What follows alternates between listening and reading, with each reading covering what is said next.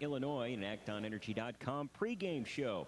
Let's send it down to the field and check in with the voice of the Chiefs, Nathan Baliva. Thank you, Sean, and welcome out to Dozer Park this evening. I'm Nathan Baliva in front of the Chiefs dugout on our Ameren, Illinois pregame show. I'm with Nick Thompson today, our Beacon Insurance Beyond the Expected Player of the Game from last night. And you've gotten quite a few of those over the last couple of homestands. I've been out here, but last night a walk-off single. Always fun to be part of any kind of a walk-off hit and a walk-off win, and you got to do that last night there in the ninth inning, so a lot of fun for you.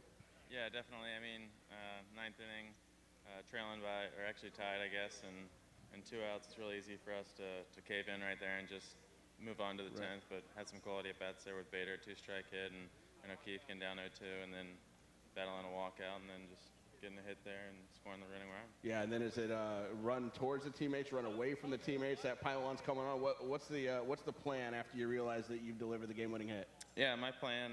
Well, there was a runner in front of me, so so I had to stop it first, and I kind of looked, and everybody was running towards me, and then I looked towards O'Keefe, and he's running like a bull in a china cabinet there, coming at me, and got some jabs in on me. So. And then Bader jumped on top of the entire pile, which made for a really cool picture, but hopefully didn't land on anybody. Yeah, no, definitely not. I think he used everybody else as his prop. He definitely got up there. So.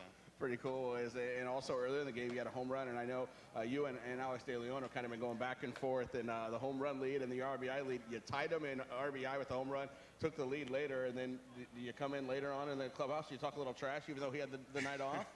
Yeah, no trash being talked. I know that as soon as he gets back in the lineup, he's going to be right there competing with me again, so no trash. I don't want to give him any wallpaper to use. It's nice to have the lead with, 6 games left, though, right? Be one up in both of those categories instead of one behind? Yeah, 6 games left, plenty of time to catch up for sure, so. Yeah, that was a pretty good throw. Who got us there? Yeah, that's not bad. Oh, that's the skipper, so I see how that works. Yeah, all right. Those are the Flama seeds. Nobody likes those. There's not a whole lot we can do about it, I guess, when the skipper's launching stuff at us, right? He can do whatever he wants. Yeah, definitely. And with this series now against Burlington, obviously just finishing up against Quad Cities and Cedar Rapids in a row, and Kane County coming up here, get down towards the end of the season, but obviously a lot left to play for, and trying to catch that Kane County team and get the home field advantage. Yeah, absolutely. 6 games left. I think we're trailing by 4, is it? So we know we got to go win at least 2 out of 3 here, and then go in and sweep Kane County, which is a tall order, but we can definitely do it. But I don't think it'll matter either way. We're only trying to play 2 games in the first series, 1 here, 1 there, and go on to series 2. Yeah, that's the overall game plan. I know we've got our host family celebration coming up, and you're one of the guys that's lived in a host family all year. What's that been like for you? It's been awesome, especially for the guys that have lived with me. Everyone who lives with me has gone up to Palm Beach, and so I got 3 new guys there, so it's definitely a good experience. But they've been awesome. It's definitely nice for financial burdens and just food situation and everything. It's awesome to have someplace to go home and rest your head and have a home. Yeah, I saw you credited the big night last night, the home run and the walk-off hit to a whole tray of brownies. It was only half a tray of brownies. Half a tray of brownies. Half a tray of brownies. Al.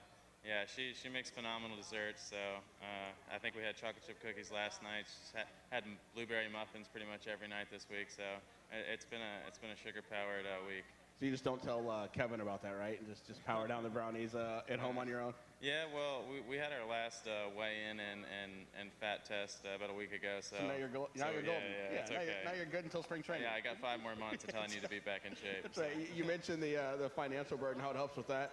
Here at the ballpark earlier this summer, you got engaged, so it's got to be nice to be able to save that money that I guess you could be spending on an apartment, on food, on all of that stuff. You get to save that and help plan for a wedding and all that good stuff. Yeah, definitely. Money is something big that comes up with wedding planning, and budgeting is tough. So that's definitely a big thing. You learn all that on the fly there, are you? Yeah.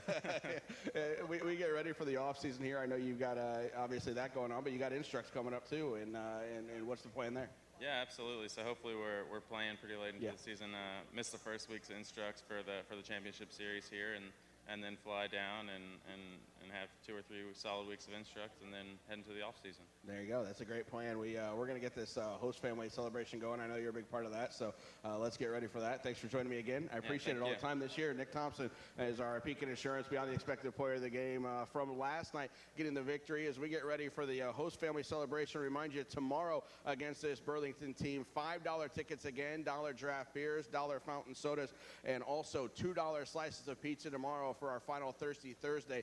And then on Friday, it's Fan Appreciation Night. First 1,000 fans through the gates for the 7 o'clock game will get a Dozer Park Stadium canvas. And then you also get with $5 seats for Field Box and $1 hot dogs, $1 brats, and giveaways all night long. We've got 6 40-inch TVs to give away. We've got $100 gift cards, 2 of them from Hy-Vee. We've got jewelry to give away from Bremer's Jewelry, 35 different pieces of jewelry to give away.